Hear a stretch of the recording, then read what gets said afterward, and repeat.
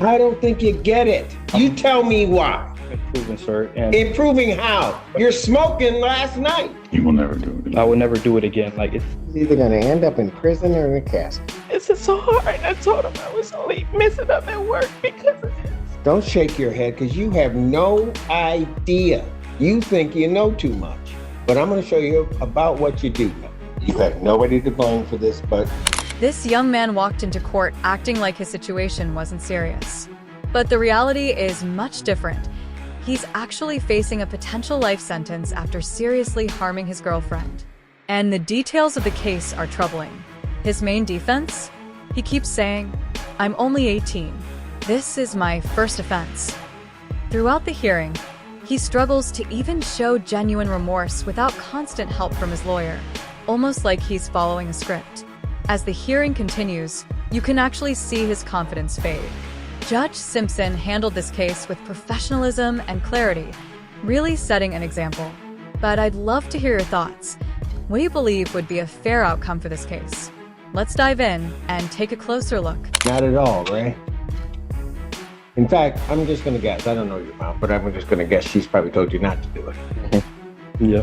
So you don't listen to her, and you're not listening to me or the court. You just want to play by your own rules, don't you? No, sir. No, I don't. Because otherwise you wouldn't have done it last night. Young man, how old are you? 18 now. When was your birthday? December 21st, 2006. It's my birthday. So we turned 18 this, as I told the court, it was charged originally in a juvenile matter, and then it was dismissed and they recharged as adult.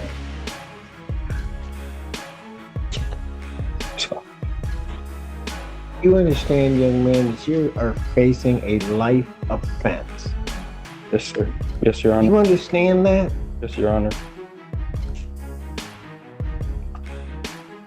And it's taken a lot for me to realize what position I am in, and I don't think you get it.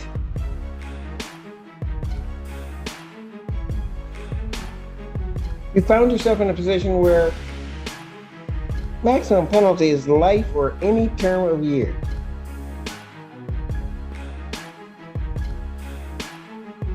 Have you graduated high school? no, sir. No, you haven't even graduated high school and you're facing a life offense, and then somebody just gives you some simple rules to follow, some simple things not to do, and you can't do that. You can't follow your mother's rules, you can't follow the court's rules, you can't follow any rule. So you tell me why, if you're just gonna throw away your life, why I shouldn't just lock you up right now? No. You tell me why. Improving, sir. And Improving how? You're smoking last night. Tell me how that's an improvement. I do it. I'm gonna tell you why. I usually need to study or focus study, and it helps me focus while studying. I listen to music, and I honestly no harm for it, and You will never do it. I would never do it again. I can do it whenever I'm not addicted to it or anything. I just like it because it helped me study. Great. I got good. My grades are improved now. Back since I've been out, I've been having Did broken. you tell your mother you needed something to help you study? I said I prefer. I actually. Did you tell your mother that? No. No, sir. Because you're just so grown, you took it on your own. Sorry. I was trying to do things on my own, and clearly I fucked up, and this just shows that I need my mother to supervise me and to. You're not listening to her. I don't, and I'll be honest with you, I went through the bond form, Mr. McGoes. I don't understand how he has a PR bond. I don't. So the family would not be able to make a high cash bond or a significant money bond. He came to the court with no prior history of any misconduct. He is high school senior, on track to graduate. I explained to the magistrate how the family has all come together to take care of this, help assist this young man through this time. He's on a tether, on house arrest. All he is able to do is go to school and church. And I believe those are the two places that he's gone to. Yeah, those are two places that he's been. He is not a risk of committing any offenses, not a risk of Yes, he is. any. Because he did it already. It's possible, and not to excuse anything here, Judge, but it's possible that I didn't explain the conditions sufficiently to this young man. How's that feel with your sword in your chest? I don't think I understand the court. I don't mind attorneys falling on the sword for their client, Thank but you. this young man not listening. The defense attorney is working hard to present this young man as just a first-time offender who made a mistake. But honestly, no one in that courtroom seems convinced. This isn't a small issue that ends with community service. He's accused of assaulting his girlfriend so badly that she needed serious medical treatment, and that's only part of the story. Even after those charges, he made the choice to use drugs the day before court, which really shows he's not taking any of this seriously. He walked into the courtroom with a smirk, maybe thinking the judge would show him sympathy. But that attitude changed quickly as the hearing went on. He's clearly not being honest, relying on his lawyer to guide him through every response, almost like he's trying to downplay the severity of what happened. What do you think? Does this young man deserve a life sentence? Or what would you consider a fair punishment in a case like this? He is not. He is just going to decide to do things his way. And I think his problem is he's running to the wrong judge to try to do stuff his own way. Understood, Judge. I would suggest that perhaps if he were to test regularly and prove to Your Honor that he does respect the court, does understand what he needs to do. You know, Mr. McGullis, I don't mean to interrupt you. No worries. It's almost not so much about respecting the court, although I do require that. But you know, I'm sitting up there watching on the Zoom screen and I see his mom just standing beside her child. And it's the fact that you don't respect her that is really irritating me. And because of that, you're not even doing the things to respect yourself. You're an 18-year-old kid up here facing life.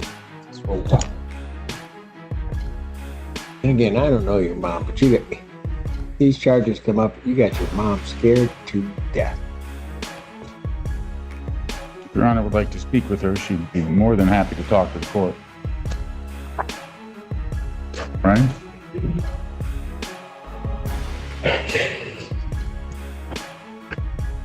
I'll tell you what, I'll hear from Mom on my thing. Your Honor, and I probably mentioned this already, but he's in his last semester. My concern is that if he's detained for long Oh, I period- know. Yeah, I know Your Honor knows. I know. I just wanted to put that out there. And he, You know what? If I don't care about his education, about his life, if he doesn't care, why should I? I think he does care. I think he's just made some mistakes. And or He's improved. not listening. He's never talked to you before, Oh, I can tell. meaning he's listening to you, Judge.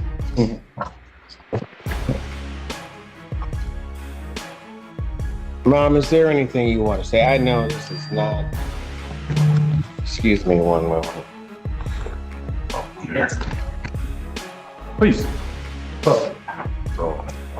Let me see where he wants her to speak.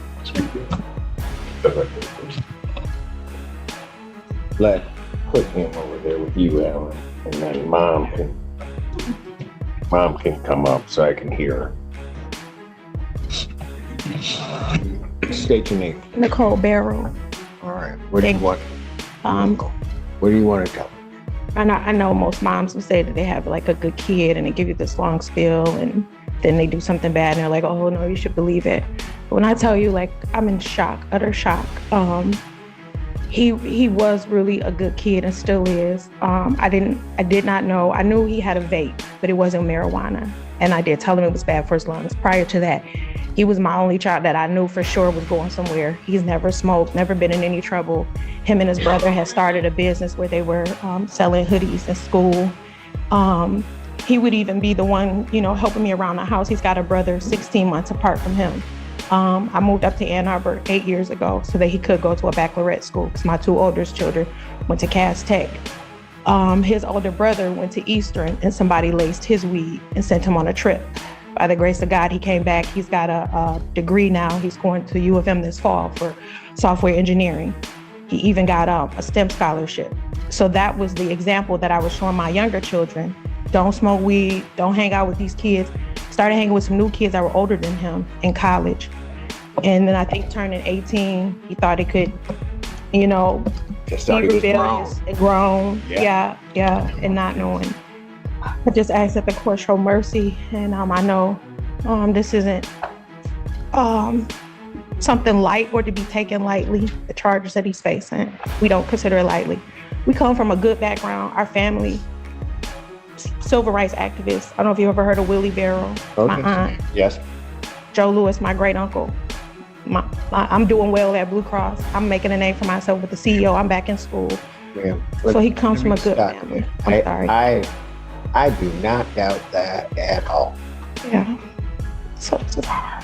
I do not doubt that you as a mom have tried to do everything within your power to give him the tools and everything else so he could succeed. This part was honestly tough to watch. You've got a mother standing in court, clearly exhausted and heartbroken. It's obvious she's been losing sleep, worrying about her son as his life spirals out of control. Instead of turning things around, he's pulling her down with him. She's standing there in tears, pleading with the judge for leniency, while he's the reason she's there in the first place. She raised him, cared for him, and now she's forced to watch him face a possible life sentence for his actions. It's not just stressful, it's genuinely heartbreaking. Now, I'm not saying he necessarily deserves life in prison, but he clearly needs something serious to help him understand the gravity of what he's done. Even a year or two behind bars might help him finally realize the impact of his choices. What do you think? Do you blame the mother for how things turned out? And even if you do you still feel sympathy for her? That is not a doubt. Like I said, I don't know you, but when I saw you on the screen, it wouldn't be easy for you, but if you just walked away from your kid that might have done wrong, I don't know that anybody would blame you necessarily. You didn't do that. You were standing cheek to cheek with him. So understand any decision that I make, it's no reflection on you. Sure. I understand. But what I also understand is I've been doing this long enough to realize if he keeps getting away with this stuff, he's either going to end up in prison or in a casket. Don't shake your head because you have no idea.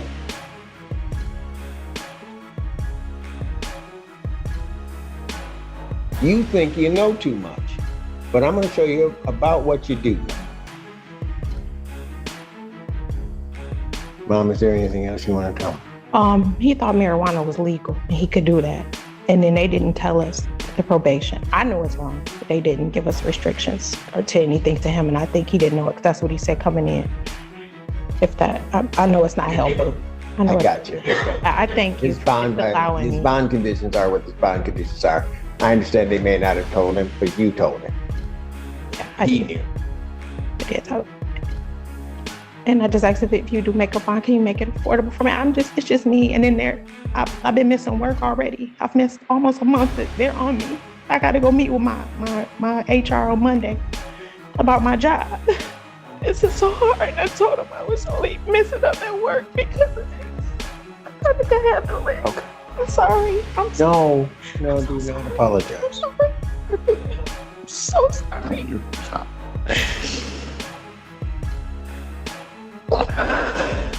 What time's your appointment on Monday? In the morning when I go to work at 8 a.m.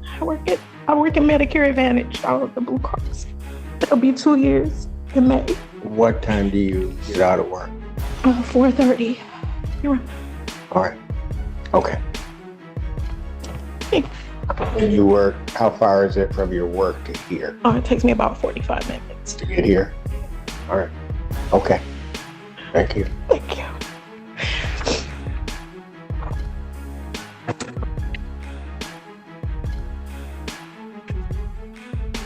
Your Honor, the people's original request was for $25,000. That was before the people were aware of any violation with the marijuana. This time, we'll be requesting refunded for the violation.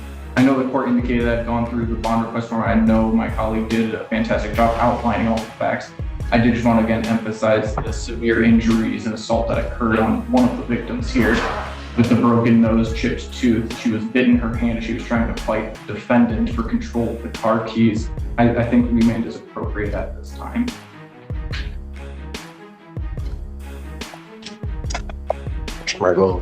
I have nothing additional to add, Judge. This isn't the time to talk about the facts. We do have compelling defense to this case, but I'm not going to get into them now. This is a first offense, first charge of the lifetime for this young man. The family does not have money to pay a high bond. I would, if Your Honor was going to change the bond, I would suggest something in the range of 10 to 25,000, 10% if possible. But if I make it higher than that, then the family doesn't have it. And then he doesn't graduate. Correct. And everything's a mess. Correct. Honestly, this whole situation feels like an emotional appeal directed straight at the judge. To be fair, the defense attorney is doing everything he can to make the case sound sympathetic, and the mother's tears only add to that. But none of this changes the facts of what happened to the victim. This wasn't a minor incident. The victim suffered both physically and emotionally. And now, after all of that, the young man is asking for mercy, even though he was caught using drugs just a day before his court appearance. That alone shows he still doesn't understand the seriousness of what he's done. No matter how emotional the courtroom gets, actions have consequences. What do you think? Did the attorney's argument actually convince anyone? Personally, I'm not convinced. Let me know your thoughts in the comments. Man, anything you want to say? Hold on. Me. I just want to say that I do learn from my mistakes. I'm getting closer to God. I know I do look at my mistakes, and I know it impacts my family, and I know it impacts my mother, and it really breaks my heart. I've been improving. I've been improving in school, my business. I'm helping opening up a business today, actually, for pregnant women, for a pregnancy pillow. I'm trying to do the right thing, and I won't smoke again.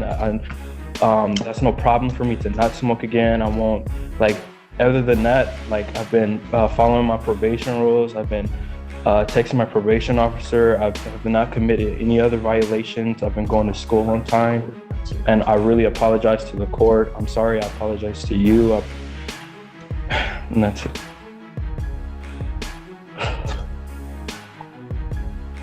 There's something.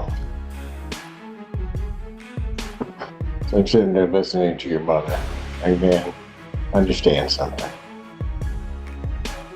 You will never, ever possess the right to break her heart.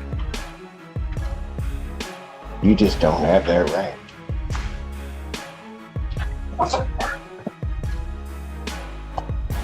Normally, an easy thing for me to do is to accede to the people's request. If I accede to the people's request, you're not out. You don't graduate. Everything becomes a whole mess. But it also seems that if I let you out, you can't seem to follow the rules or do anything. So what I'm going to do is I'm going to think about it. And I'm going to decide what I want to do. But you're not leaving here today, Mr. Allen. What I'm going to do is I'm going to revoke your bond. You sit there and you think about it. I'm going to set a bond hearing 4 o'clock on Monday, 4 p.m. I'm setting 4 p.m. so you can get into the building. Ma'am, get to work. You get here, we'll be here, we'll wait for you. Okay? We'll finally have somebody that's waiting on you as opposed to you waiting on everybody else and then they're falling through. But what you're going to do, young man, since you can't seem to understand what kind of life you're kind of headed to, you ever been in jail? Yeah. For how long? They put me in here for 4 days. On this case, Judge. Well, you're going to be back in. And then come Monday, you might just stay in. You have nobody to blame for this but you. So at this time, defendant is remanded.